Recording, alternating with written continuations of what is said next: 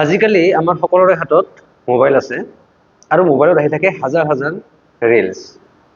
কোনোবাই ৰিলছ বনোৱাত ব্যস্ত, কোনোবাই আনৰ জীৱন চাই সময় নষ্ট কৰাত ব্যস্ত।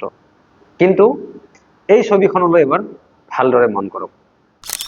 এই দুজনী ছোৱালীৰ হাতত হয়তো দামী মোবাইল নাই কোনো ডাঙৰ ষ্টুডিঅ', আছে মাথো কষ্টৰ মাজতো নিজৰ ভৱিষ্যত গঢ়াৰ সপোন।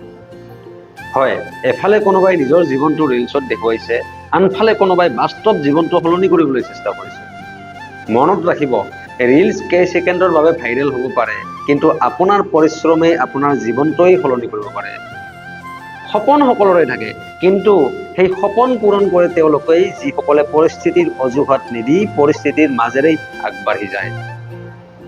এই বাস্তৱ জীৱনৰ জীয়া ছবিখন দেখিছে নহয়, এতিয়া মোবাইলটো অলপ আঁতৰত থওকচোন আৰু নিজৰ ভৱিষ্যতটো অলপ সুন্দৰকৈ গঢ়ি তোলক।